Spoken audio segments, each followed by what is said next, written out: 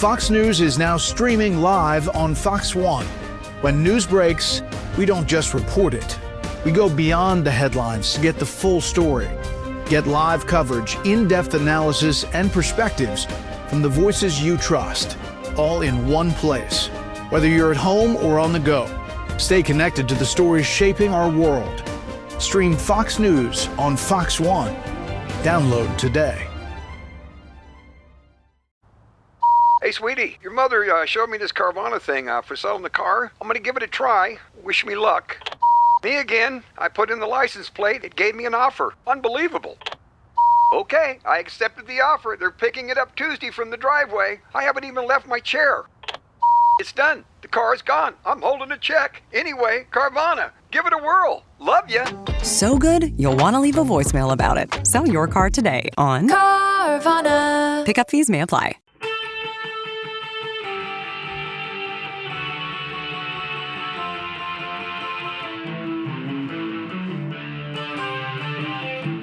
This is the Daily Blast from the New Republic, produced and presented by the DSR Network. I'm your host, Greg Sargent.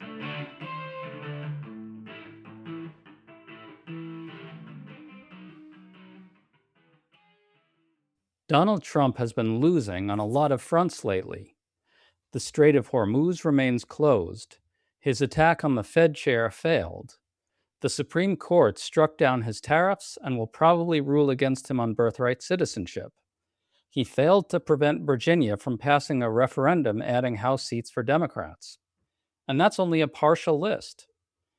For the MAGA base, however, the illusion must always be sustained that Trump is in total mastery of events and forever has his enemies on the run.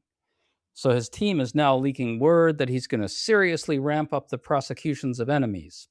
And in one case, his press secretary tried hard to placate the audience of one in an amusing way. Aswan Subsang, senior political correspondent at Zeteo, has been writing well about how the cult of Trump prohibits any truth-telling about all this losing. So we're talking to him about all of it today.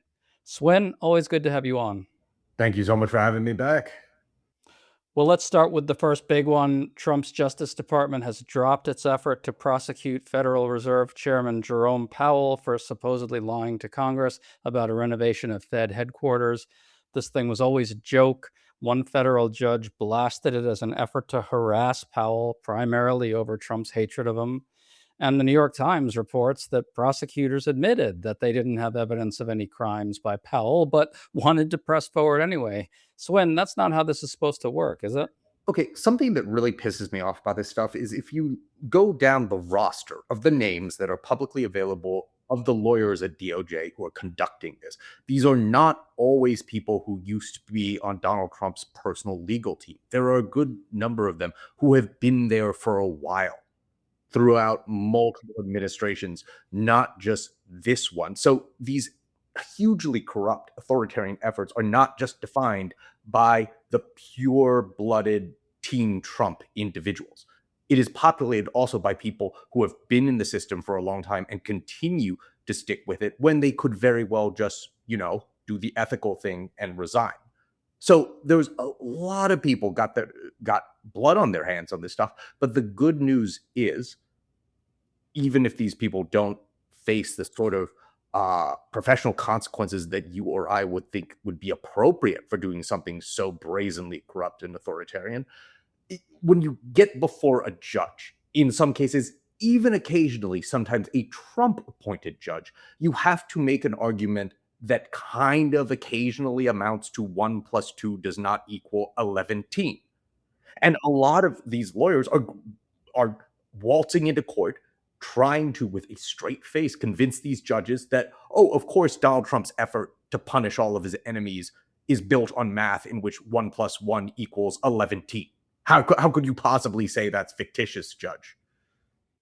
Yeah, I mean, we have a whole sort of track record that sort of bears out what you're saying on two fronts. One is they've lost. These efforts to prosecute Trump's enemies have mostly failed. They've mostly imploded in buffoonery, really.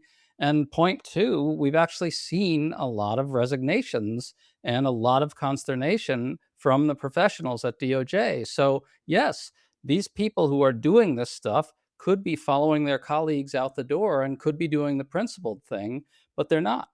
And it's completely embarrassing because so many of these prosecutions against Trump's real and perceived political enemies, like your audience, I'm sure, has looked at some of the indicting documents or some of the details and read some of the transcripts online. It is been a year and a half of the absolute, like, most Bush League, most farcical stuff in a court of law that a lot of people, not just me, but actual legal experts, actual distinguished lawyers, when they look at it, they have nothing else but to say other than, I have never fucking seen anything like this. And yet, in spite of all that, in MAGA world, you're not allowed to say Trump has lost ever in any sense. So the U.S. Attorney for D.C., Jeanine Pirro, is now saying the investigation will be picked up by the Fed's Inspector General. Now listen to this from White House Press Secretary Caroline Leavitt. As you saw, Judge Jeanine Pirro, or former Judge Jeanine, U.S. Attorney Jeanine now, put out a statement saying that the case is not necessarily dropped. It's just being moved over to the Inspector General, who has critical tools at their disposal to continue to look into the financial mismanagement at the Fed. This has obviously been a priority for the president. If you drive by the Fed building, the president has a point. This is a project that's been going on for a very long time. It's costing taxpayers billions of dollars, and I think it's in the best interest of the taxpayer to get to the bottom of it. So the investigation still continues. It's just under a different authority. Swin, note how Leavitt has to pretend that Trump cares about the details of the renovation and that he's just got the best interests of the taxpayer at heart. I don't know which is worse here. The absurdity of that, like the insulting absurdity of it, or the need to reassure the audience of one that he's winning. They're both bad. There are some people who get a little bit annoyed with you as a political journalist or political commentator if you compare Donald Trump's Washington to Donald Trump's Pyongyang, because they say to themselves, it's like, well, this is a very uniquely American authoritarianism, and why do you default to comparing it to foreign despotism? Isn't there a little bit of an implicit racism in that? I completely disagree. As an Asian guy, if anybody wants to Google image my name, I completely disagree with that criticism, in part because if you're talking about the way the Republican Party elite treat Donald Trump and Trumpism, the way they talk about their supposed God emperor and how he can never fail, he can only be failed, I'm sorry, it reminds me of literally only one other government on the face of the planet. And that's the one that exists in North Korea's Pyongyang, and how they treat their totalitarian dictator. I mean, it's not an exaggeration at all to say that the two things are comparable if you put the sound clips beside each other. In both instances, whether it's Caroline Leavitt or some apparatchik in North Korea, the dear leader deserves the sun, the moons, and the stars, and commands all the heavens, and anybody else who says otherwise must be dealt with swiftly and aggressively. It really is as bad. If you listen to Caroline Leavitt or Sean Hannity, you can map it almost directly onto North Korean propaganda. It's a 1-to-1, 1,000%. Well, let's sum up a few other losses. Trump lost before the Supreme Court on tariffs, and he's likely to lose on birthright citizenship. And let's remember, in this latter case, Trump showed up at the court to pressure the justices with his fearsome presence. Trump also commanded Republicans to gerrymander as many states as possible, but he couldn't stop Virginia from adding seats, which will be in the Democratic column, maybe as many as 4, though that one's still before the courts. That's a very clear case of Trump picking a major war, this redistricting arms race, that as of now, at least, he's probably losing. Your thoughts on all that? Well, whether it's in the Middle East or all the way to the mainland of the United States, Donald Trump cannot seem to stop starting wars that he very quickly starts getting his ass kicked in.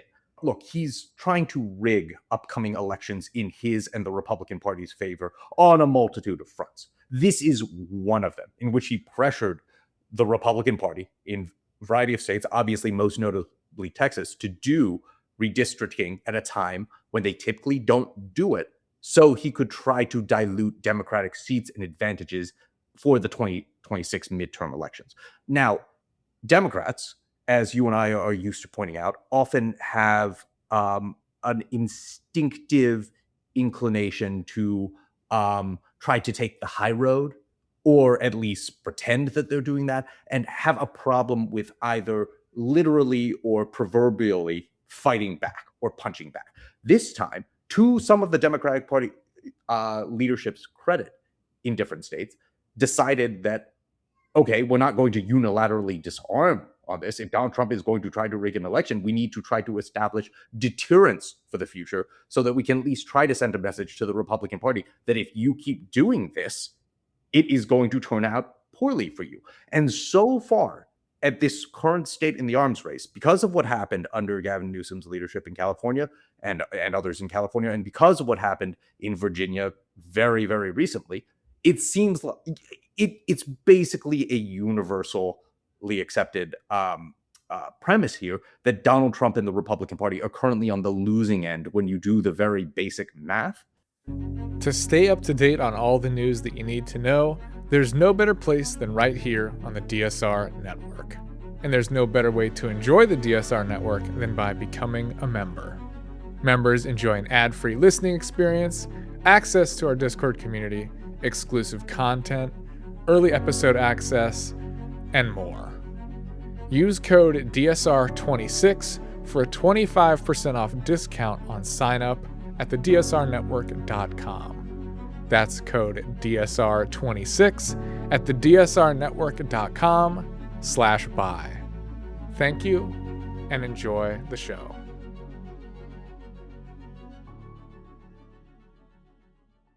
Ryan Reynolds here from Mint Mobile. I don't know if you knew this, but anyone can get the same premium wireless for $15 a month plan that I've been enjoying. It's not just for celebrities. So do like I did and have one of your assistants switch you to Mint Mobile today. I'm told it's super easy to do at mintmobile.com/switch. Upfront payment of $45 for 3-month plan, equivalent to $15 per month required. Intro rate first 3 months only, then full price plan options available. Taxes and fees extra. See full terms at mintmobile.com. Authoritarians like Trump kind of thrive on the expectation that everybody's going to roll over for them. And in case after case here, Trump keeps getting surprised when people fight back. It's classic bully behavior. I mean, it's classic bully behavior. It's the stereotype of every single schoolyard bully that the moment you shove them a little bit and they lightly fall off the jungle gym set, suddenly they're the victim. They're the aggrieved party. How could you do that? Why are you being so mean to me? That's exactly what you have in the political character of a Donald Trump. Like, I'm not at all trying to downplay.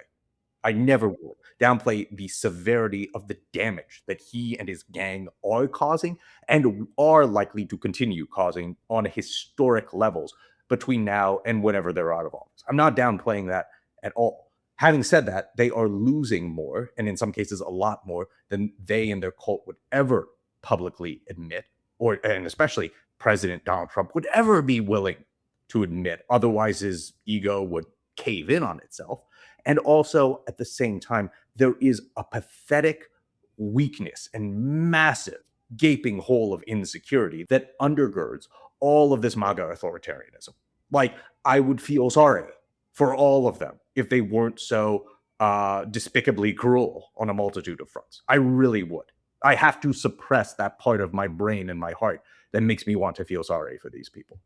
We'll make sure to keep that suppressed. All right, Swen. I think you're putting your finger on sort of the structural position of the Republican Party in a funny way, too, because the Republican outcry over Democrats doing the very same thing that they do, but doing it to their own advantage, is essentially an objection to the fact that anybody's fighting back against them. Republicans quite literally and explicitly expect that the way this is supposed to work is that they get to rig elections and Democrats roll over and take it. That's their position. Yes, openly. I mean, that has always been the position of not just Trumpism, but a lot of these other more quote-unquote older school Republicans who have now, of course, just been completely subsumed into the ideological project of the cult of Trump.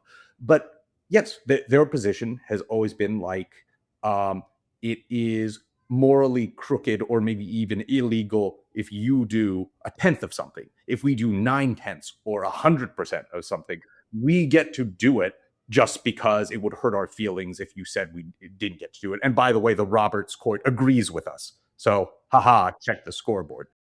So Trump just exploded on Truth Social over the tariff loss now that the US is reimbursing businesses for the tariffs they paid before they were invalidated. Trump said this, quote, "People and companies that have taken advantage of our country for decades because of the horrible and ridiculous United States Supreme Court decision on tariffs are now supposed to be given back $159 billion," close quote. Look, Trump has gotten his way out of the Supreme Court a lot. There's no denying that. But he's also losing some big ones. And he's trapped in the dynamic that you just identified, where he keeps shrieking with fury at the court and it isn't working. He's here again, picked a fight that he's not winning, right? The Supreme Court is such a glorious example of how the bully Donald Trump got everything he wanted. The spoiled brat rich kid bully got basically what he wanted. Look, he might be very well on the way to roughly half of the Supreme Court being Trump appointed. Like, when was the last time that has happened with any American president, especially if Alito retires sometime soon? And he got 3, an incredible number for any president in his first term. And he is still not happy with it and is constantly seething about it whenever they go up against him here and there, even though on probably more than 90% of things, they agree and co-sign all of his bullshit with him and the Republican Party. They even gift wrapped him his torqued up presidential immunity that he's now benefiting from, that he obviously benefited from during the 2024 race. You could argue that they are the reason he is not in prison right now. So, Swen, this is where it gets a bit darker, I think. Trump, of course, fired his old Attorney General Pam Bondi, and she's been replaced by acting Attorney General Todd Blanche, a former Trump defense attorney and maybe a current one as well. But now Blanche and his people are leaking word that they're going to be seriously ramping up the prosecutions of Trump's enemies where Bondi failed. Now, I don't think Blanche is going to be more successful because, as you point out, like, there are juries and judges that they have to deal with. But this is still just disgusting. He's going to wield the machinery of justice improperly or even unlawfully against Americans who are innocent solely because the ailing despot who's falling asleep during press conferences can't stand the notion that he isn't winning or whatever. It's just vile. Over the past 6 months or so, I've been talking to a variety of prominent Trump allies, both on the legal and political and advocacy side, on the outside, some of whom have been furiously upset, including some on the record, that the Stephen Miller-led war on terror against the left in the United States, particularly in the wake of the Charlie Kirk assassination, did not materialize in the hyper-aggressive way that they wanted. And a lot of these people put the blame squarely at Pam Bondi's feet because, you got to blame someone. Somebody's got to be a scapegoat. And this rippled its way all the way up to Donald Trump himself, who, according to sources who I was talking to at the time who had direct knowledge of this matter, Trump had been bitching for weeks, if not months, ahead of Pam Bondi's ouster, that one of his top complaints with her, and he had a good laundry list of complaints, but one of the top complaints was, and I'm obviously paraphrasing here, is that she was not wielding the Department of Justice aggressively enough to jail as many of his political enemies and personal enemies at a clip and a rate as that Trump wanted. She was not shoving enough of his nemesis behind bars. So he basically fired the very MAGA-fied Pam Bondi for not being aggressively authoritarian or corrupt enough. However, as you pointed out, that's not entirely her fault. It's not like she wasn't a super MAGA Trump loyalist person who hated a lot of these same people. The issue was, even though these guys are committing a ton of democratic backsliding and pulling America in that direction, they do have to deal with democratic institutions and also a political party that is accountable to the voters. So it takes a lot of time, effort, skill, and intelligence, emphasis on the word time and patience, to actually create a genuinely authoritarian structure where a guy like Donald Trump could sit atop the federal apparatus and actually just throw anybody you wanted, whether it was Rosie O'Donnell or John Bolton or James Comey or whoever, in jail or take away their citizenship just on a whim and just because he wanted to. As bad as things are in the United States of America right now, we are not there yet. And then when Donald Trump looks out at his DOJ and FBI and gets antsy about why we're not rocketing as quickly as he would like to in that direction, he's got to blame someone. And just because you got rid of Pam Bondi, Todd Blanche is not a wizard.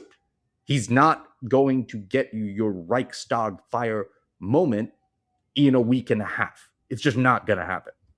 So, Swin, you made a really interesting point in your piece, which is that this dynamic is kind of pervading the entire GOP, precisely because Republicans are not allowed to question Trump. They're actually constraining themselves from, number one, trying to get him to course correct, and number two, from breaking with him. The funny thing I'd add to that, Swin, is that they're the ones who are paying the price for this. He doesn't pay any price. They do. Right. They are governed entirely by a republic of fear right now. Fear of what will happen if you kind of go against Trump too much or say the wrong thing about him on live TV or behind closed doors to his face or into the ear of somebody who's super close to him. And when it comes to the dynamic, whether it's the Iran war that a lot of the Republican elite on Capitol Hill are freaking out about, particularly with regards to the gas prices and the U.S. economy, and about how if Trump doesn't basically surrender in that and admit defeat, and if the war keeps going, it could screw so many of their midterm election chances come November. Whether it's that or other elements of the Trump regime agenda, including their mass deportation policies that have become woefully unpopular with normal Americans. These are things that both the Republican Party elite would kind of like some more public relations manicuring on so they can try to get away with certain things with the normal average voter in the upcoming elections. But at the same time, they are inextricably tied to these things, either because they really do want to get the end results from them because they believe in the project, or because they're simply just not allowed to cross Trump. So you know what? They are two peas in a pod, Donald Trump and the rest of the Republican Party, who absolutely deserve each other and whatever goes on electorally between now and November. God bless them. Very well said, Aswin Subsang. It's always great to talk to you, man, even if it's going to require Trump passing from the scene before we get even a tiny bit of relief from any of this. Swin, good to talk to you. Thank you for having me.